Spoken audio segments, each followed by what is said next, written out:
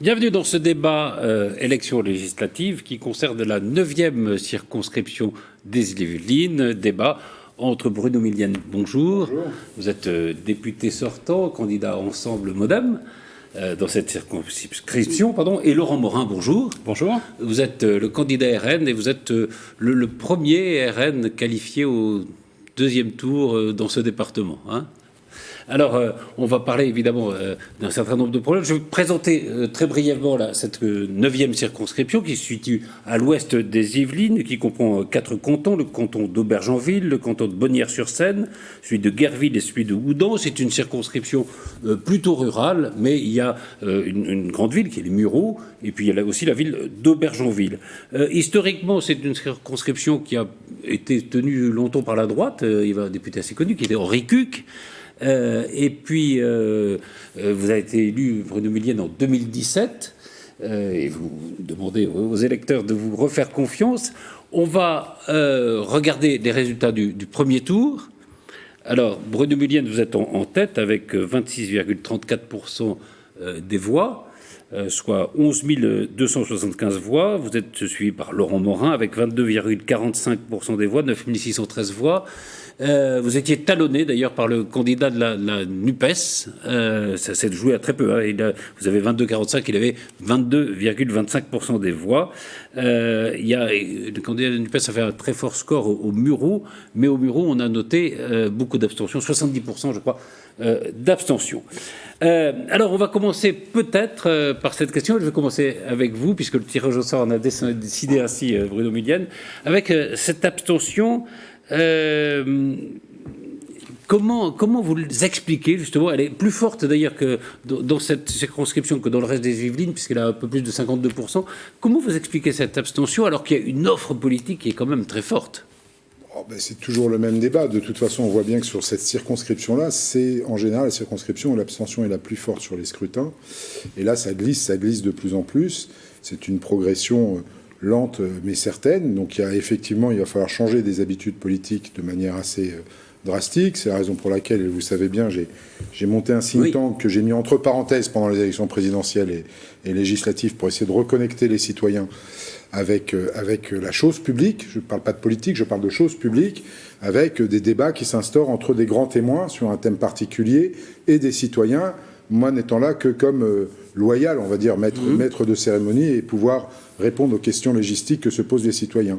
Et sur ce qu'on a fait, notamment le dernier qui était assez intéressant sur agriculture et ruralité, et transition écologique, on a pu s'apercevoir que des positions qui étaient diamétralement opposées ont pu enfin communiquer ensemble et s'apercevoir que c'était pas aussi simple qu'on pouvait le décrire, notamment dans les médias ou simplement dans la pensée qu'on a commune de ces choses-là. Et je pense qu'il faut aussi arriver à faire ça, redonner ce pouvoir de discussion. Et pour moi, c'est important parce que ça me permettait aussi de pouvoir remonter des points, du coup, dans les différents ministères, de choses qu'on n'avait pas forcément vues. Partir, oui, de ce que vous disiez les gens pour remonter. Laurent Morin, sur cette abstention forte, que vous regrettez, je suppose aussi, mais bien sûr. Comment vous expliquez, qu'est-ce qui fait qu'au fond, les gens se disent, on ne se reconnaît pas dans une offre politique qui est quand même assez impressionnante, quoi, dans toutes les circonscriptions? Oui, c'est vrai que l'offre politique est importante sur l'ensemble des circonscriptions de France et en particulier la 9e circonscription, puisqu'il y avait dans cette circonscription 14 candidats, le plus grand nombre de candidats dans le département des Yvelines. Je crois qu'il y a 2 phénomènes qui expliquent ce phénomène de l'abstention. D'abord, le fait que les électeurs pensent peut-être qu'en ayant voté à l'élection présidentielle, il n'y a peut-être plus d'enjeux ou moins d'enjeux aux élections législatives, alors que véritablement il y a un enjeu très important, celui de donner ou pas une majorité absolue au président de la République, et en l'occurrence de lui donner ou pas les pleins pouvoirs.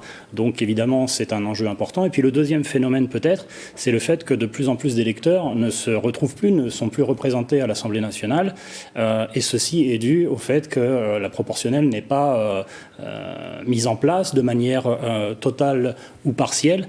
Et là, je dois dire... C'est un point sur lequel vous serez d'accord. Oui, alors on peut être effectivement d'accord sur le constat, sauf que vous me permettrez de dire que le président de la République, Emmanuel Macron, avait effectivement, au début de son précédent quinquennat, émis la promesse d'instaurer une dose de proportionnelle. Et malheureusement, il n'a pas pu, il n'a pas su, il n'a pas voulu le faire. Surtout. C'est le Sénat, je crois, qui s'est opposé. C'est le Sénat qui s'est opposé, monsieur, vous le savez très bien. Oui, enfin, et quant à la proportionnelle, moi je suis tout à fait d'accord, puisque le MoDem défend ça depuis sa création. Donc il n'y a pas de souci. Oui, en tout cas c'est un échec, c'est une promesse non tenue. Eh bien, elle sera tenue sur ce quinquennat. Ben, on verra ça. Mais vous l'espérez en tout cas. Moi, je l'espère fortement. Et vous l'espérez, pour ça, il n'y a peut-être pas beaucoup de points sur lesquels vous serez d'accord. Mais celui-là, au moins, on est d'accord. Est-ce que, je vous demande à tous les deux de répondre, vous avez parlé du think tank que vous aviez créé. Est-ce que c'est un danger, au fond, pour la démocratie, cette abstention? Parce qu'on a toujours l'impression que la démocratie, c'est un système qui a toujours existé, qui existera toujours. Est-ce que c'est pas un système fragile, au fond? C'est un danger pour la démocratie. Et pour rebondir sur ce que disait Laurent Morin, pour le coup, je suis d'accord avec lui. Pourquoi cette proportionnelle à l'Assemblée nationale? Parce que il vaut mieux combattre les oppositions à l'intérieur de l'hémicycle de la Chambre des représentants du peuple que de les combattre dehors dans la rue. Oui. Donc tout ce qu'on pourra créer, même le think tank, etc., oui, ça reconnecte les gens. Mais la première des choses à faire, effectivement, c'est qu'on instaure, alors je ne sais pas sous quelle forme, il faudra voir, moi je suis plutôt pour la proportionnelle intégrale à titre personnel, parce que je pense qu'effectivement la voix des citoyens doit être représentée à l'Assemblée nationale. Et ça force de toute façon la proportionnelle sur des sujets importants, sur des lois importantes, à des coalitions à l'intérieur de l'Assemblée nationale. Donc ça fait un Parlement fort, qui donne un gouvernement fort, qui lui-même donne un président fort. Au contraire, l'exécutif pense toujours qu'il va être affaibli par la proportionnelle. Moi, je pense que c'est une erreur. Laurent Morin ? Oui, bah effectivement, c'est ce que je viens de dire. C'est-à-dire que la proportionnelle, si elle n'est pas mise en place, effectivement, les débats de société se font dans la rue, et ça a été le cas d'ailleurs sous le quinquennat précédent, notamment avec la crise des Gilets jaunes, sur laquelle je reviendrai au moment où nous aborderons le sujet du pouvoir d'achat. Et donc, lorsque les débats se font dans la rue, ils ont tendance à devenir violents et à provoquer du chaos. Donc oui, bien sûr, il faut mettre en place la proportionnelle et, si possible, intégrale. Mais je regrette, encore une fois, je le redis, que malheureusement, du côté de la majorité présidentielle, il y a beaucoup d'effets d'annonce, mais peu d'actes en vérité sur ces sujets démocratiques. Monsieur Morin, on ne va pas réécrire l'histoire. Je veux dire, ils expliquent exactement ce qui s'est passé, vous le savez très bien. Donc, un tout petit peu d'honnêteté intellectuelle. C'était un paquet constitutionnel qui devait être voté par l'Assemblée nationale, qui a été empêché parce que le Sénat n'en voulait pas. Mais alors, dans ce cas-là, pas de promesse. Mais il aurait fallu... Non, c'est pas une question de pas de promesse. On n'a jamais eu l'occasion de le refaire. Il y a eu quelques crises. On va le faire dans ce quinquennat, parce qu'il y va de la démocratie. Et vous pouvez compter sur les forces du MoDem qui seront présentes à l'Assemblée pour pousser ça le plus fort possible. Permettez-moi d'en douter. Ah, pas pour le MoDem, non. Alors, on va parler de ce qui s'est passé au premier tour. Bruno Mulliez, vous êtes en tête dans 50 villes ou villages, sur 82, je crois. 87, pardon. Et Laurent Morin dans 32. Quel est ce qui est quand même important, et je le dis, vous êtes le premier candidat RN qualifié au deuxième tour. Quel est le message quel est le message que vous avez compris des électeurs? Je pense qu'il y a un message de mécontentement vis-à-vis de la politique qui a été menée par le gouvernement. On l'a ressenti aussi à l'élection présidentielle. Finalement, si vous regardez bien, cette circonscription, c'est vraiment une petite France. Absolument. C'est vraiment une petite France, puisque même pour les résultats des élections législatives, on a, je crois, à 1% près exactement le même résultat que ce qu'on a eu au niveau national pour le premier tour de l'élection présidentielle. Donc voilà, là-dessus, il faut travailler. Il va falloir que pendant ce débat, on dise quand même un certain nombre de vérités pour que les gens choisissent en toute quiétude et en toute conscience. Mais finalement, c'est le reflet exact de ce qui s'est passé au plan national. Oui. Quel est le message que vous ressentez? Oui, effectivement, c'est le reflet de ce qui s'est passé au niveau national, c'est-à-dire que la majorité présidentielle régresse, puisqu'elle perd au niveau national, et y compris dans la 9e circonscription, elle perd énormément de points. 6 points au niveau national, M. Millienne passe de 37% en 2017 à 26% en 2022. La NUPES, elle régresse aussi. LR disparaît. La NUPES régresse. Les composantes de la NUPES en 2017 réalisaient un score par rapport à la gauche. Par rapport à la gauche de 25%, alors que maintenant ils réalisent 23%. Donc ils sont en régression, contrairement à ce que les médias essayent de nous faire croire sur une dynamique autour de Jean-Luc Mélenchon, ça n'est pas vrai. Et puis l'événement important, je crois, dans les Yvelines, c'est la disparition de la droite. Il n'y a plus aucun représentant de la droite au second tour. Ils flanchent complètement, ils perdent 7 points au niveau national. Et deux députés sortants LR ne sont pas qualifiés au deuxième tour. Exactement, et puis des scores même très faibles de certains de leurs représentants, par exemple sur la 8e circonscription, Michel Vialet qui fait moins de 8%. Donc, et nous concernant, donc tous les partis sont en régression. Et donc le seul parti en dynamique, c'est bien le Rassemblement national, puisqu'au niveau national, nous augmentons nos scores. Et dans cette circonscription, nous augmentons très fortement nos scores, puisque nous passons de 15 à 22%, de 6 500 électeurs à 9 613 électeurs. Je réalise même un score plus important que Jean-Marie Tétart en 2017, alors qu'il était maire de Houdan. Jean-Marie Tétart était le député de droite républicaine qui vous a précédé et que vous avez battu en 2017. Voilà, je précise ça. Tout à fait. Et donc, effectivement, on voit que la dynamique nationale du Rassemblement national s'est appliquée dans la 9e circonscription, et même un peu plus, puisque je réalise un score un peu plus important que celui de Marine Le Pen au premier tour. Et je crois que cela s'explique par une implantation depuis plusieurs années dans cette circonscription. J'habite la circonscription. Je me suis présenté aux élections départementales sur le canton de Bonnières. J'ai été élu au sein de la communauté urbaine GPSO, dont une partie des communes est présente sur la 9e circonscription. Donc je crois que l'implantation plus la dynamique nationale explique le score important que nous avons réalisé dans la 9e circonscription. Vous vouliez moi j'ai une interrogation quand même, Laurent Morin, excusez-moi d'avoir cette interrogation, mais si votre implantation locale et si vraiment votre progression était si forte que ça, pourquoi n'avez-vous pas conservé la mairie de Mantes-la-Ville ? Oui, alors là on parle d'un autre sujet, on parle d'une élection municipale. On parle si d'une si vous aviez eu une gestion exemplaire de la ville de Mantes-la-Ville, vous auriez gardé cette ville. Vous l'avez dont le maire était Cyril Naute. On connaît les circonstances et d'ailleurs les pressions auxquelles vous avez succombé par rapport à des candidats aux élections municipales, un candidat de droite notamment aux élections municipales. Vous êtes permis d'intervenir dans cette élection. Je c'est quand même vous n'êtes pas député de la 8e circonscription. Chaque citoyen a le droit de s'exprimer. Oui, enfin, je trouve que c'était particulièrement indécent de la part d'un député d'une autre circonscription d'intervenir dans cette élection. Je ne rentrerai pas d'ailleurs dans les détails de Mantes-la-Ville. Je ne rentrerai d'ailleurs pas dans les détails des circonstances de cette élection, mais il y a eu un certain nombre d'irrégularités très fortes. Et finalement, effectivement, nous perdons, mais de manière honorable, avec 44%. Je pense que d'ailleurs, quand on est sur le terrain à Mantes-la-Ville, on se rend compte aujourd'hui qu'il y a beaucoup de Mantes-Villois qui regrettent en fait d'avoir voté pour nos adversaires de l'époque et qui regrettent qu'on ne soit pas réélu. Je suis toujours conseiller municipal à Mantes-la-Ville. Sur la 8e. Qui est de la 8e sur la 8e, et j'habite dans la 9e. Vous habitez où, sans indiscrétion ? Ça ne vous regarde pas. Ah oui, parce que moi on m'a dit que vous n'habitiez pas sur la 7e. Eh bien, vous avez de très mauvaises informations. C'est tout. Moi j'habite Jumoville, si vous voulez passer, c'est un joli petit village. Il y avait, alors je fais un point sur les chronos. Bruno Millienne, vous avez utilisé un peu moins de 4 minutes et Laurent Morin, vous en êtes à un peu plus de 5 minutes pour l'instant. Mais c'était ce que vous abordiez une question qui est intéressante. Vous avez fait alors chez les partisans, enfin chez les macronistes, on ne sait pas très bien si dans le cas où il y aura un duel entre la NUPES et un RN, certains choisissent les uns, d'autres les autres, d'autres ne se prononcent pas. Vous avez été très clair là-dessus. Vous avez dit, si j'avais le choix entre un RN et un NUPES, je voterais plutôt NUPES parce que le combat contre l'extrême droite a été toujours le combat de ma vie. En gros, c'est ça. Oui, d'abord ça a été le combat de ma vie parce que moi j'ai eu la chance d'être élevé à l'étranger, donc de m'ouvrir à d'autres cultures, et que ce relan, même si vous avez ripolliné la façade, mais ce relan xénophobe que vous avez toujours dans votre programme, vous savez, ça ne marche plus, ces arguments ne marchent plus. Mais ils sont toujours là. D'autant plus que vous me connaissez très mal. Bon, je vais vous laisser parler, j'aurai plus de temps. Vous me connaissez très mal. Et quand vous parlez d'ouverture d'esprit, si vous connaissiez mon parcours, vous parlez notamment de l'étranger. Je ne dis pas que vous n'en avez pas, je parle du programme du Rassemblement national. Je ne vous mets pas en cause vous. Bon voilà, donc ne prenez pas tout non plus pour vous. Vous parliez de votre cas personnel, donc je comparais au mien. Vous disiez que vous étiez parti vivre à l'étranger, travailler à l'étranger. Non, pas du tout. J'ai passé mon enfance là-bas, j'ai pas travaillé là-bas. Ce qui a également été mon cas. Donc passé quand même 18 ans à l'étranger. Donc de plus loin que je me souvienne, j'ai combattu l'extrême droite. Toujours.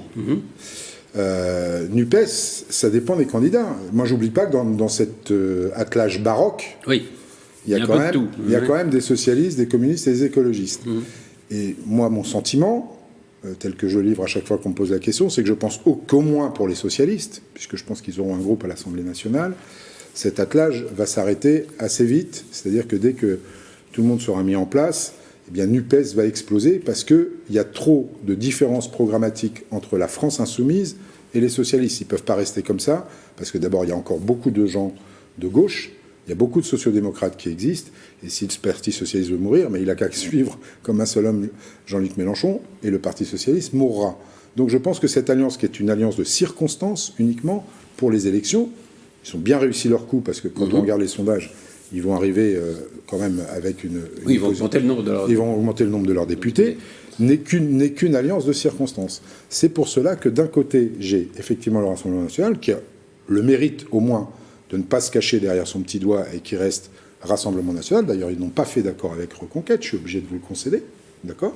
Et de l'autre côté, cet attelage, et dans cet attelage, il y a des gens avec qui j'ai déjà travaillé, avec qui je serai en capacité de retravailler. Avec vous, ça sera plus compliqué. Laurent Morin, j'ai relevé une déclaration que vous avez faite parce que j'ai l'impression quand même que tout le monde recherche un peu les voix qui existent, les voix de la NUPES. Vous avez dit d'ailleurs, vous en appelez aux électeurs au fond qui ont voté pour le candidat de gauche au premier tour, en disant j'appelle les électeurs de gauche à être libres de leur choix. Voilà, je fais également appel aux abstentionnistes et aux électeurs patriotes. Vous espérez qu'un certain nombre de gens qui sont prononcés pour le candidat de la NUPES au premier jour se tournent vers vous ? Écoutez, si l'on regarde les études qui sont sorties au lendemain du second tour de l'élection présidentielle, on constate que seuls 38% des électeurs de Jean-Luc Mélenchon ont voté Emmanuel Macron. C'est-à-dire qu'il y a 62%, une majorité des électeurs de Jean-Luc Mélenchon, qui n'ont pas voté pour le président sortant. Soit ils se sont abstenus, soit ils ont voté Marine Le Pen. À combien de pourcents ? Et à 18% pour Marine Le Pen, et le reste en abstention. Que la France insoumise, on est bien d'accord. Là, c'est pas NUPES. Ce que je veux vous dire, c'est que le front républicain auquel vous vous référez sans cesse est terminé. Non, mais laissez-moi répondre à monsieur Carnot. Mais non, c'est pas une question de front républicain. J'ai expliqué très bien. Il n'y a pas de front républicain. Il y a quelque part le Rassemblement national, pour moi, qui n'est pas démocratique. Et dans la NUPES, il y a des gens qui sont des sociodémocrates avec qui je peux travailler. Compris que vous aviez une certaine... Vous dites que le front républicain, ça ne marche plus, quoi, en gros. Hein. Le front républicain ne marche plus. Et je pense qu'effectivement, pour revenir à la circonscription qui nous intéresse, je pense qu'il y a sans doute une majorité d'électeurs du candidat représentant Jean-Luc Mélenchon qui ne voteront pas pour M. Milliem.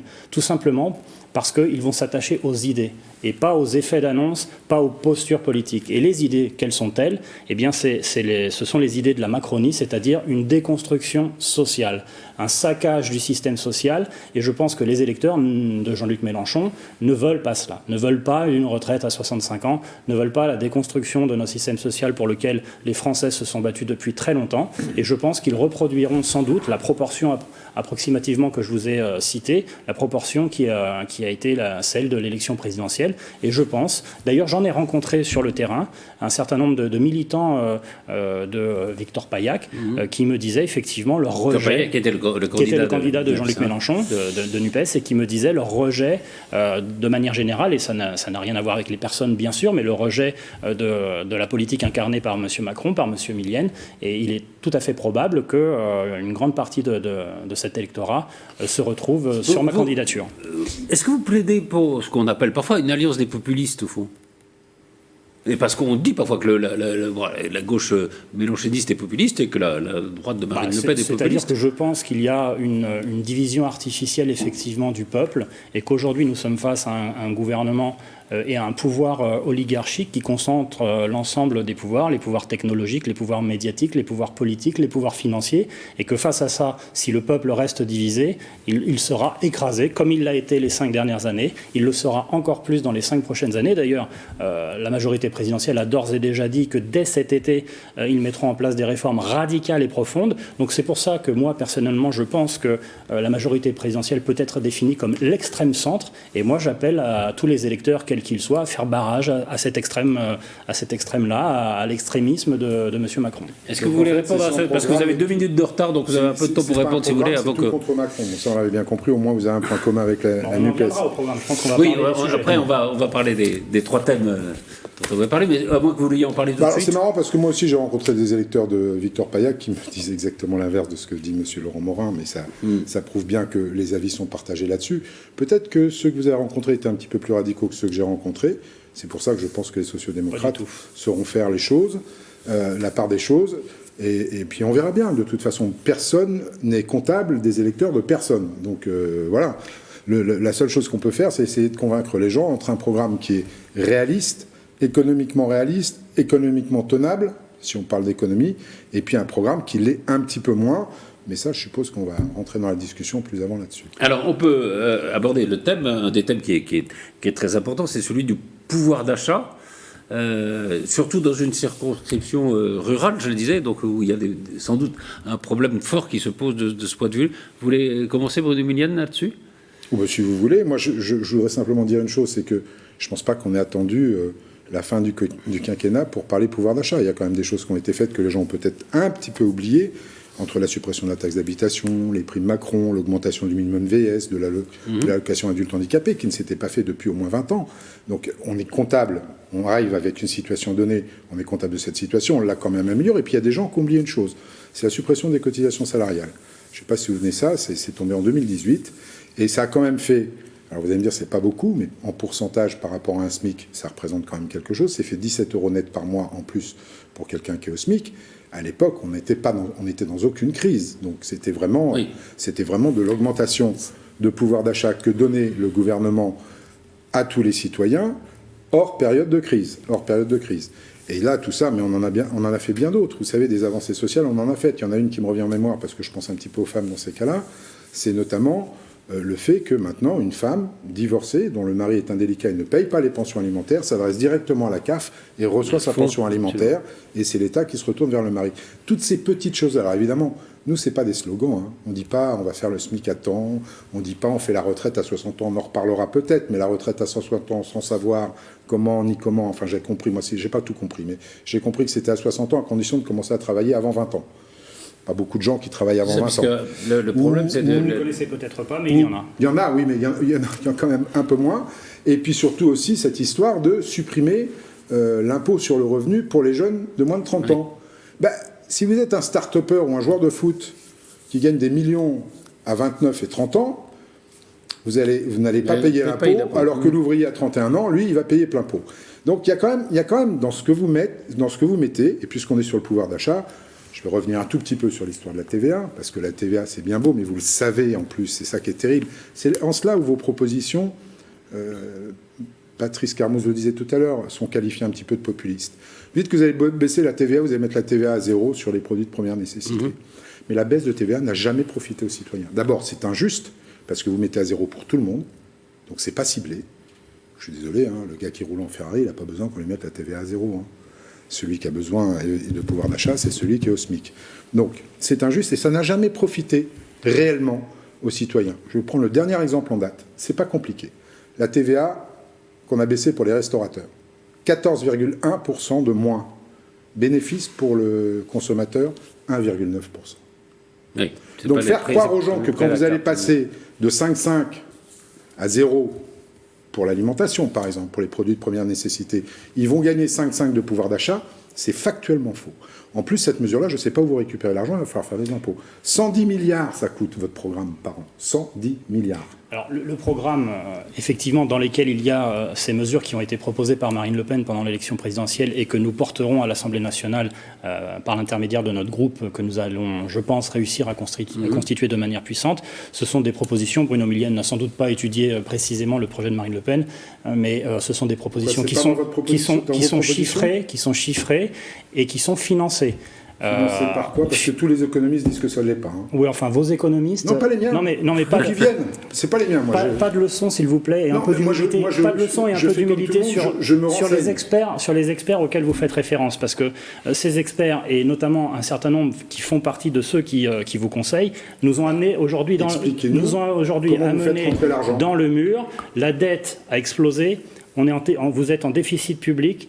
Déficit commercial, les services publics s'effondrent, l'hôpital s'effondre, la santé s'effondre, comment vous faites rentrer l'éducation s'effondre et la sécurité s'effondre. Donc s'il vous plaît, pas de leçons. Mais ça, on sait qu'on a tout mal fait, bien sûr. Pas de leçons à recevoir de votre part. On a juste sauvé les entreprises et les salariés pendant la crise. Le programme de Marine Le Pen était chiffré, financé, avec un certain nombre de mesures à prendre, notamment sur l'immigration, la réduction de la contribution de la France à l'Union européenne. Et vous sortez de l'Europe. Non, vous voyez comment vous caricaturez. Mais je caricature pas, monsieur. Est-ce que j'ai parlé de la sortie de l'Union européenne? Est-ce que j'ai parlé de la sortie de l'Union européenne? Pas du tout. Je dis simplement réduire la contribution. Les syndicats de copropriété. Je dis simplement. Si un locataire qui ne veut pas payer sa part, il dégage. Je dis simplement réduire la contribution de la France. Mais bien sûr que si on le peut. Bien sûr que si on le peut. De toute façon, sur les règles européennes, je vois pas vraiment ce que vous connaissez. Donc moi, j'aimerais revenir quand même sur un... Si le monsieur le député sortant... Pardon, monsieur Morin, mais daignait de ne pas m'interrompre. Allez-y. J'aimerais quand même revenir sur un point. Parce que moi, il y a un point qui m'a énormément choqué ces 5 dernières années, puisqu'on parle du pouvoir d'achat et que j'ai la chance, pour la première fois, d'être face à M. Millienne, c'est de lui dire que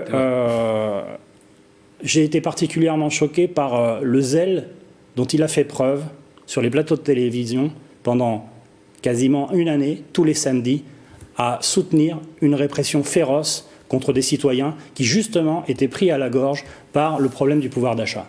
Vous parlez des Gilets jaunes? Je parle des Gilets jaunes, bien sûr. Je trouve que c'est absolument indigne de la part d'un député, tout ce qu'il a pu dire pendant cette crise-là. Citez-moi. Oui, enfin... chacun pourra retrouver cela. Mais je dois dire que cette politique brutale soutenue avec zèle par M. Millienne a été effectivement indigne, indécente et choquante. Parce que la destruction de l'Arc de Triomphe, il fallait laisser faire. Non, mais là vous confondez les Black Blocs auxquels vous ne vous attaquez jamais et avec les honnêtes citoyens qui manifestaient et que eux vous avez réprimés. Les représentants du Rassemblement national s'en prennent un peu aux policiers, mais enfin bon. Comment? Non, c'est rare quand on moi je défends les forces de l'ordre contre les Black Blocs, mais la majorité présidentielle ne s'en est jamais pris aux Black Blocs, mais aux honnêtes citoyens. Donc je tiens à dire que finalement c'est cohérent, puisqu'ils mènent une politique brutale et méprisante, qu'ils sont dans la déconstruction de la France, et donc il est tout à fait logique, dans leur logique à eux, de déconstruire les valeurs qui sont les valeurs de la France, et notamment celles qui sont inscrites dans notre devise, la liberté, l'égalité et la fraternité. Ça nous éloigne du pouvoir d'achat, ça. Non, pas du tout, parce que l'égalité et la fraternité a été détruite à l'occasion de la crise des Gilets jaunes. La liberté a été détruite. Je vous dis l'égalité et la fraternité. La liberté a été détruite. Avec des manifestations qui se déroulent tous les samedis. Vous ne m'écoutez pas, monsieur Millienne. Vous ne m'écoutez pas. Vous ne m'écoutez pas. Vous parlez de liberté. Chacun est libre. D'égalité et de fraternité. Je vous parle d'égalité et de fraternité à l'occasion. Mais si vous ne me coupez pas à chaque fois, j'ai l'impression que vous êtes assez fébrile, monsieur Millienne. Pas du tout. Alors laissez-moi terminer. Allez-y. Voilà. Je vous parle d'égalité et de fraternité au moment de la crise des Gilets jaunes. Et je vous parle de liberté au moment de la crise sanitaire. Vous avez réussi à déconstruire ces 3 valeurs qui sont les valeurs cardinales de notre pays. Et en cela, vous êtes des déconstructeurs, des liquidateurs et même des destructeurs de l'harmonie de notre pays. Et c'est contre cela que nous essayons de lutter. C'est une attaque forte, vous pouvez, si vous voulez. D'abord, M. Morin a été incapable de citer la moindre de mes paroles sur les plateaux télé, où j'ai toujours condamné quand il y avait des violences policières prouvées, j'ai toujours dit que si un policier était accusé de violence et que c'était avéré, il devait payer. Je n'attaque pas les policiers, j'attaque les consignes gouvernementales. Du coup, c'est vous qui me coupez, vous devez être un peu fébrile. Ça, première chose. Deuxième chose, j'ai condamné les violences de certains manifestants, et il n'y avait pas que des Black Blocs, excusez-moi, il n'y a pas eu que les Black Blocs qui ont été violents, contrairement à ce que vous voulez faire croire. Il n'y avait pas d'un côté les Black Blocs et de l'autre côté de gentils manifestants. Pour l'essentiel, ça s'est évidemment produit comme ça. D'ailleurs, si vous faites référence au rapport des policiers, ils savent très bien qui étaient ceux qui fomentaient les violences. D'accord. Première chose. Deuxième chose, moi je ne sais pas, j'ai fait des manifestations, en général, quand j'ai fait des manifestations, les manifestations étaient 1, encadrées et 2, autorisées. Quand tous les samedis, vous défilez de manière non autorisée, vous transgressez la loi. Vous êtes d'accord avec moi? Mais vous avez provoqué cette, non mais attendez, là vous vous défaussez. Vous avez provoqué Dès cette la crise. première, mais vous avancez, la crise des Gilets jaunes, monsieur, la vérité, c'est qu'effectivement, derrière, il y a eu le grand débat. Peut-être que ça a duré trop longtemps, je peux vous l'accorder, mais derrière, il y a eu le grand débat, et derrière, il y a eu 17 milliards d'euros mis sur la table pour ces gens-là. Donc vous ne pouvez pas dire que rien n'a été fait là-dessus. Et puis, vous avez bien attisé le feu quand même. Oui, monsieur Morin, vous le savez très bien. Au départ, vous avez tenté une récupération, ça n'a pas marché. Donc vous avez pillé les Nous sommes solidaires de ceux qui souffrent de votre politique. Et les dégâts sociaux que vous provoquez. Est-ce qu'on peut passer peut-être parce que ce qui intéresse aussi les gens, c'est ce qui va se passer dans les années qui viennent. Alors il y avait un autre thème qui était important aussi, c'est celui de l'environnement. On le voit là, il y a une période une plume de chaleur, comme on se dit. C'est un des phénomènes qui va se reproduire très souvent, semble-t-il. On sent le réchauffement climatique. Est-ce que là-dessus vous avez... Et c'est vrai que je rappelle cette circonscription qui est assez rurale. Donc vous parliez tout à l'heure du rapport entre l'agriculture et le défi environnemental. Là-dessus, est-ce que vous avez des propositions très concrètes? D'abord, concrètement, il a été quand même fait beaucoup de choses pendant ce quinquennat, même si les gens ne le disent pas. Je vous prendrai quelques exemples. La fin du plastique unique, c'est quand même nous qui l'avons voté. La loi sur le recyclage qui commence à bien fonctionner, contre le gaspillage et pour l'économie circulaire, a bien fonctionné. Je vais revenir à un point parce que je sais que ça va m'être reproché. Je vais revenir un petit point sur la Convention citoyenne, puisque je suis sûr qu'on va en parler. La Convention citoyenne, c'était quelque chose de très bien qu'a mis en place le président. Au moment où il l'a mise en place, il a dit « Je livrerai sans filtre les propositions de la Convention citoyenne au Parlement ». Parce que le Parlement, c'est à lui de légiférer. Jusque-là, tout le monde est d'accord, on consulte, c'est normal. Si les citoyens nous font des propositions, et c'est ce qu'ils ont fait, eh bien le Parlement doit travailler dessus et doit amender et retenir et faire progresser les choses. Il y a juste eu un tout petit problème. Toute la première partie de la Convention citoyenne s'est très très bien passée, puisque c'était la partie, on va dire, de formation des citoyens qui n'étaient pas forcément au fait de la chose climatique pour beaucoup d'entre eux, puisqu'ils ont été tirés au sort. Il y en a qui avaient une connaissance très partielle du réchauffement climatique. On ne peut pas leur en vouloir. Tout le monde ne s'intéresse pas forcément à tous les sujets. Ça a été merveilleusement bien fait par les équipes en place. La deuxième partie, en revanche, et là, moi, je me suis un petit peu posé en faux par rapport à la deuxième partie sur l'énoncé des propositions. Les propositions ont été faites par la base d'audition. Jusque-là, rien à dire. La transition énergétique et écologique est très importante pour notre pays, mais pour tout le monde. Mais il faut entraîner tout le monde, donc aussi bien les citoyens que les filières économiques. Or, sur les auditions qui ont été faites, sur 100 auditions qui ont été faites, 94 auditions ont été faites auprès des associations environnementales et des ONG environnementales. J'ai pas de souci là-dessus. Et 6% seulement sur le monde économique. Ce qui est arrivé, on est arrivé à des choses un petit peu paradoxales, puisque nous, on a reçu la présidente des 150 à Flins chez Renault, où elle a appris de la bouche du directeur général de Renault que Renault allait arrêter en 2025 les voitures électriques. Elle ne le savait pas. Donc on a eu un certain nombre de propositions. Le président avait dit qu'il demandait 3 jokers, il a pris 3 jokers. Et dans ces propositions-là, j'en profite pour expliquer parce que ça a été mal perçu par les gens. Dans ces propositions-là, il y en a qui étaient des propositions purement réglementaires. Donc ça, on va le donner et puis à nous de vérifier qu'effectivement la réglementation va changer. Il y a des propositions qui n'ont de sens que dans un cadre européen et qui sont en train d'être votées d'ailleurs à l'Europe. Et puis il y avait les propositions qui dépendaient du Parlement, donc celles-là, on les a travaillées. Il y a eu, moi si j'en retiens qu'une, je sais parce que j'ai beaucoup travaillé dessus, ça fait près de 30 ans, avant qu'on vote la loi climat et résilience, ça faisait près de 30 ans qu'on essayait de rénover enfin les bâtiments et qu'on les rende thermiquement acceptables.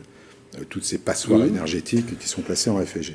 Pour la première fois, moi ça me paraissait une aberration, mais pour la première fois, on a réussi à mettre un mécanisme en place qui permet aux gens qui sont dans des logements F et G, propriétaires de logements F et G, de pouvoir enfin rénover leurs bâtiments sans avoir de reste à charge à payer. Parce qu'il y a 2 mécanismes qui existent. Un, par la banque postale avec un prêt à taux zéro, mais dont la mensualité de remboursement est largement inférieure aux gains qu'ils vont faire en rénovant leur maison. Et l'autre que vous pouvez faire avec les droits de mutation au moment où vous vendez ou au moment où vos enfants héritent de vos logements. Et on fait passer tous ces bâtiments-là en C. Ça représente aujourd'hui, les demandes là pour 2022 affluent. En 2021, on a fait 750 000. Depuis qu'on fait ça, depuis qu'on fait de la transition énergétique et écologique, notamment sur les bâtiments, c'est la première fois que ça arrive. D'accord. Avant, vous étiez en FNG, si vous aviez 4 400 euros à payer a priori, je suis désolé, 4 400 euros là, pour répondre au pouvoir d'achat. Et c'est une mesure concrète, en fait. Ça, moi, je préfère ces mesures concrètes-là. Si on a le temps. Là, vous me lancez sur un sujet, malheureusement, qui est un peu... Oui, parce que malheureusement, déjà, on a débordé un petit peu, mais Laurent Morin, là, sur ce thème de l'environnement et de la transition écologique. Alors. Pour faire un très bref résumé de ce qui vient d'être dit, je constate que les propositions qui sont faites ne sont que des propositions sur les conséquences de la problématique environnementale, alors qu'en fait, il faudrait s'attaquer aux causes. Et les causes, quelles sont-elles ? Les causes, c'est le modèle économique que défend la majorité présidentielle et bruno-millienne, le modèle économique ultralibéral qui effectivement est responsable de la destruction de notre environnement, de l'aggravation de notre environnement. Et ça, je constate que M. Millienne n'en parle pas. Il a d'ailleurs... il ne s'est pas opposé au vote du CETA, le traité de libre-échange avec le Canada. Non, j'ai bien vérifié. D'ailleurs, ça a été dit sur les réseaux sociaux. Oui, c'est bien ce que je dis. Vous ne vous êtes pas opposé. Vous ne vous êtes pas opposé. J'ai une explication. Non, mais attendez, je termine. Vous ne vous êtes pas opposé à ça, donc vous soutenez quelque part ce modèle qui est effectivement destructeur. Oui, mais enfin, si vous étiez contre ce modèle ultralibéral, vous auriez voté contre. 30 secondes tout à l'heure, moi, j'aurais voté contre, par exemple. Mais de toute façon, vous savez faire que voter contre au RN. Non, pas du tout. Lorsque des mesures sont bonnes, on vote favorablement. Aucune au Parlement pendant 5 ans. Si vous me permettez de terminer ce que j'avais à dire, monsieur le député sortant. Donc ce sujet, effectivement, du modèle économique est absolument central. Il faut cesser d'importer des produits de l'autre bout du monde alors que nous pourrions les produire ici. Nous avons vu à l'occasion de la crise sanitaire qu'effectivement nous étions dans l'incapacité de produire un certain nombre de produits absolument essentiels au niveau pharmaceutique, au niveau des masques, etc. Donc il faut... réindustrialiser notre pays, relocaliser, faire jouer le localisme, les circuits courts. Donc ça, c'est le modèle que nous défendons. Ça fait pas très longtemps qu'on dit ça, quand même. Nous avons été les premiers à le dire. Et c'est le modèle que nous défendons, et ce n'est pas le modèle de la majorité présidentielle. Et je voudrais aborder un autre sujet sur le sujet de l'environnement, puisque on ne le sait pas assez, mais on pense que la région Île-de-France n'est pas sujette à l'implantation d'éoliennes, mais c'est faux, il y en a dans le sud du département. Et si l'on regarde le schéma régional éolien, vous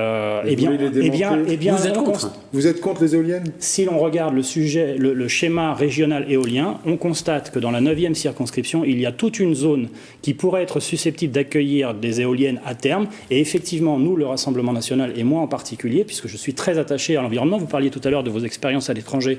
J'ai beaucoup voyagé à l'étranger dans des voyages un peu initiatiques, très proches de la nature, si vous voulez. Donc la nature, pour moi, c'est quelque chose d'important. S'il y avait des projets d'implantation dans la 9e circonscription, ce qui pourrait être le cas, je m'y opposerais effectivement de manière tout à fait féroce. Vous pensez, en plus de ça... De façon générale, il n'y a que le nucléaire qui peut nous permettre d'affronter les problèmes de... Je pense que dans le mix énergétique, effectivement, il y a d'abord, il faut partir du principe qu'il n'y a pas d'énergie propre. Ça n'existe pas. Il y a des énergies plus propres que d'autres, mais il n'y a pas d'énergie propre. Et parmi les énergies les plus propres, effectivement, le nucléaire, l'hydroélectrique sont deux énergies essentielles. Il y en a d'autres que nous avons développées dans le projet présidentiel de Marine Le Pen, notamment l'hydrogène, mais en aucun cas le photovoltaïque et l'éolien est une énergie propre. L'éolien est produit avec des éléments qui sont non recyclables. Il artificialise la terre, il détruit la faune. Il détruit le tourisme aux alentours de l'implantation de ces éoliennes. Il dévalorise les biens et surtout, c'est une énergie intermittente. C'est-à-dire que quand elle ne produit pas d'électricité, on est obligé de la compenser. Et ça a été le cas en Allemagne, par exemple, avec la réouverture d'usines à gaz qui, du coup, détruisent encore plus l'environnement. Donc l'éolien et le photovoltaïque sont de fausses bonnes idées et je m'y opposerai dans la 9e circonscription de toutes mes forces. Vous êtes à égalité de temps, à peu près. Je peux juste un peu. Alors, ça va prendre un peu sur votre carte blanche. Oui, c'est pas grave.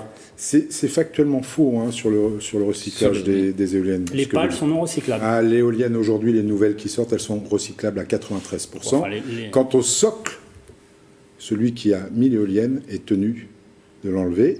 et de il partir. quand nous démantèlerons effectivement les Oui, éoliennes. enfin, ça va nous coûter 2,5 milliards.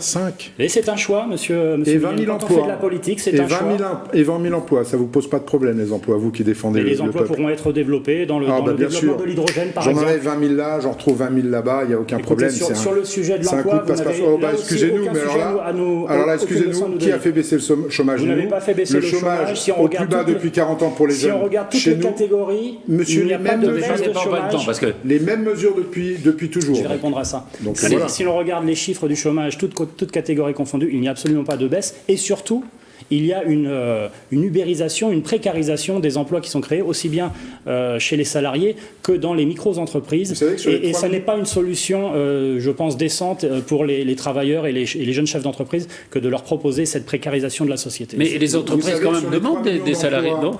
Vous savez que sur les 3 millions d'emplois proposés là, pour l'année 2022, 70% sont des CDD ou des CDI, donc on est loin de la précarisation. Voilà. C'est vous qui le dites. Non, c'est les entrepreneurs. On passe aux cartes blanches, si vous êtes d'accord. Qui commence Non, je crois que c'est vous. Ah, c'est moi Bruno. qui commence, Oui. pardon. Je veux être poli, mais bon. Non, mais moi, ma carte blanche, elle va concerner plutôt la 9e circonscription. Oui. Je voudrais m'adresser aux concitoyens de la 9e circonscription, leur expliquer pourquoi, malgré tout le respect que j'ai pour M. Morin, élire un député RN, qui plus est dans l'opposition à Emmanuel Macron sur la 9e circonscription, ne leur servira à rien. On a commencé à mettre en place des choses sur la circonscription. On a commencé à travailler, notamment avec l'usine Renault de Flins, qui va libérer des terrains pour pouvoir installer des filières, puisqu'on parlait de transition écologique et de transition énergétique, des filières de rétrofit, notamment pour les poids lourds, parce que ça va être un vrai sujet, parce que là, il y a du retard, donc pour pouvoir commencer à créer ces filières-là. Et on commence à travailler sur cette vallée de Seine, dont Flins, mais pas que Flins, dont Flins, pour essayer de refaire ce qui existait dans les années 70. C'était la vallée de l'automobile, mais là, on va en faire la vallée de l'automobile de demain. On a commencé à faire en sorte que la désertification médicale, elle n'a pas disparu, mais elle soit moins importante. La preuve, on a créé partout en France pratiquement 2000 maisons de santé, 2000 maisons de santé, et puis surtout, on a obtenu quelque chose. Je ne l'ai pas obtenu tout seul, moi je vais être complètement honnête. Je l'ai obtenu avec le maire de Houdan, Jean-Marie Tétart. On a réussi à faire classer l'hôpital de Houdan en hôpital de proximité. Qu'est-ce que ça veut dire? Ça veut dire plus de subventions. Ça veut dire un centre de santé qui ne fermera pas, ce qui était la grande crainte des habitants de Houdan parce qu'il n'y a plus de généralistes.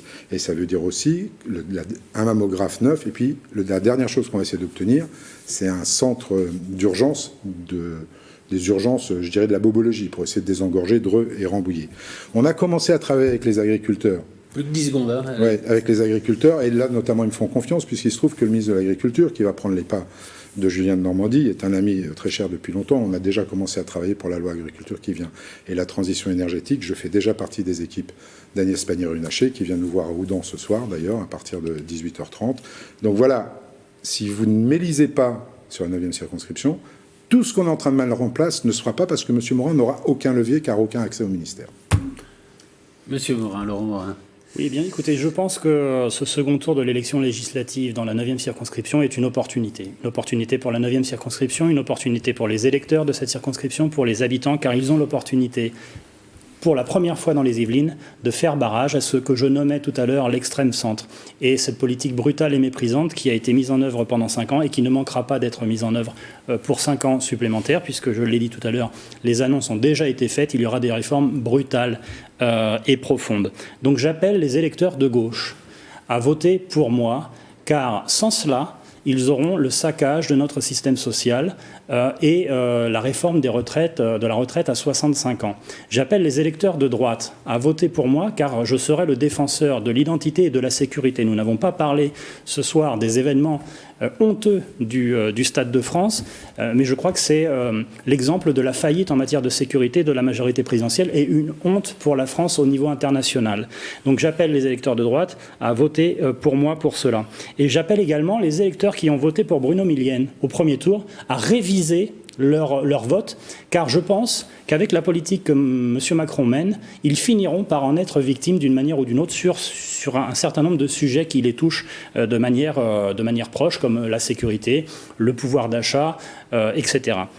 Et j'appelle enfin les abstentionnistes également à se mobiliser, car ils ont l'opportunité d'écarter un député de la majorité et d'élire une alternative en ma candidature, une alternative crédible, sérieuse, patriote à la majorité présidentielle qui a démontré pendant 5 ans son incapacité à faire avancer le pays.